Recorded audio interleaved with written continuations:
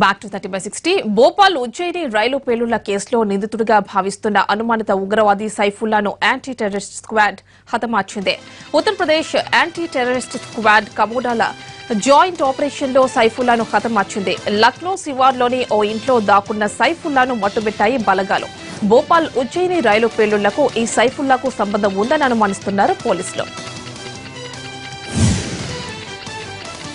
తమిళనాడు జాలర్ ని Sri Lanka Coast guards కాల్చి చంపిన ఘటన దుమారం రేపుతోంది. రెండు దేశాల దౌత్య సంబంధాల అంశంగా మారడంతో నష్ట నివారణ చర్యలు చేపట్టింది శ్రీలంక ప్రభుత్వం. ఈ ఘటనపై విచారణకు ఆదేశించింది. లంక నేవీ అధికారులు జాలర్లపైకి కాల్పులు జరపడం వల్లే 22 ఏళ్ల మత్స్యకారుడు మరణించగా మరొకరు గాయపడ్డారని భారత్ ఆరోపిస్తోంది. అయితే దీనిని శ్రీలంక నేవీ ఖండిస్తోంది. జాలర్లపైకి తాము కాల్పులు జరపలేదని అరెస్టు చేశామని వాదిస్తోంది. అయితే పోస్ట్ మార్టంలో అసలు విషయం తేలిపోయింది. చనిపోయిన జాలరి మెడ విభాగంలో AK-47 బుల్లెట్ లభ్యమైంది. దీనిపై కేంద్రం స్పందించి తగిన చర్యలు తీసుకోవాలంటూ ప్రధానికి లేఖ రాశారు తమిళనాడు ముఖ్యమంత్రి పళనిస్వామి. చనిపోయిన జాలరి కుటుంబానికి 5 లక్షల ఎక్స్గ్రేషియా ప్రకటించింది తమిళనాడు సర్కార్.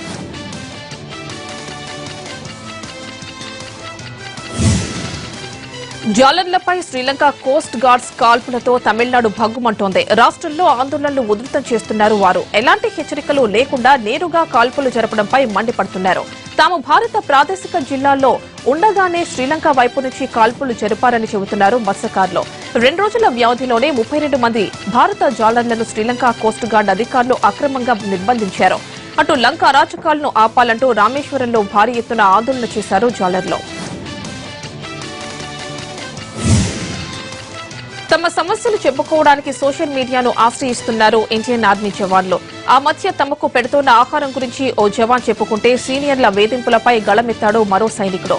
తాజాగా ఆర్డర్లీ వ్యవస్థ గురించి సోషల్ మీడియాలో వీడియో పోస్ట్ చేశాడు ఆర్మీ జవాన్ సింజాద్ జోగిదాస్. తమను అధికారులు చిన్నచూపు చూస్తున్నారని, సెలవుల నుంచి రావడం ఆలస్యమైతే దారుణంగా శిక్షిస్తున్నారని వాపోయాడు. అధికారుల తీరుపై ఉన్నతాధికారులకు ఫిర్యాదు చేస్తే పనిష్మెంట్ ఇస్తున్నారని తెలిపాడు. సైనికాధికారుల ఇళ్ల దగ్గర సహాయకులుగా పనిచేయమంటే మరింత వేధిస్తున్నారని వాపోయారు. ఢిల్లీ యూనివర్సిటీ ప్రొఫెసర్ సాయిబాబాకు యావజ్జీవ శిక్ష విధించింది గడ్చిరోలి సెషన్స్ కోర్టు. దీనిపై దేశవ్యాప్తంగా నిరసనలు వెల్లువెత్తుతున్నాయి. మావోయిస్టులతో సంబంధాలు ఉన్నాయన్నది ప్రొఫెసర్ సాయిబాబా మీద ఉన్న ప్రధాన ఆరోపణ. అందుకు సంబంధించిన సాక్ష్యాలున్నాయంటూ ఆయనతో పాటు ఢిల్లీ యూనివర్సిటీ విద్యార్థి హేమ్ మిశ్రా, మాజీ జర్నలిస్ట్ ప్రశాంత్ రాయ్, మరో 2 జీవిత ఖైదును ఖరారు చేసింది గడ్చిరోలి సెషన్స్ కోర్టు.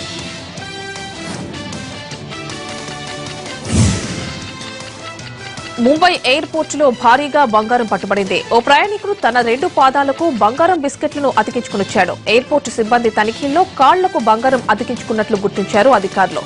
పాదాలకు అతికించుకున్న బంగారం కనపడకుండా షూ ధరించాడు ప్రయాణికుడు. అతని నుంచి బంగారాన్ని స్వాధీనం చేసుకున్న పోలీసులు అదుపులోకి తీసుకున్నారు.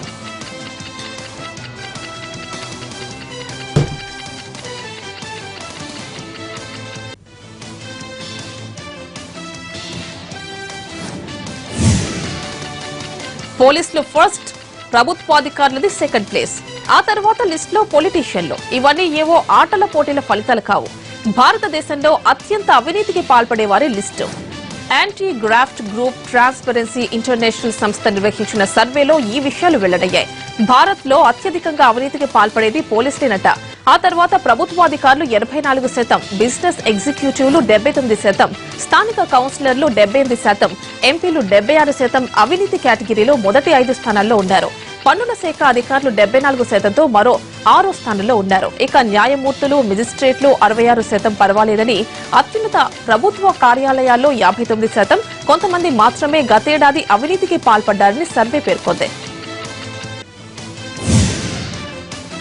3 వారాల వ్యవధిలోనే 100 కేజీలకు పైగా బరువు తగ్గి అందరినీ ఆశ్చర్యపరుస్తోంది ఈజిప్ట్ కు చెందిన ఇమాన్ అహ్మద్.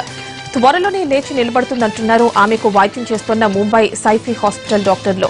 సైఫీ ఆసుపత్రిలో చేరే నాటికి ఇమాన్ బరువు 500 కేజీలు. 37 ఏళ్ల ఇమాన్ కు కేవలం ద్రవ ఆహారాన్ని అందించారు వైద్యులు.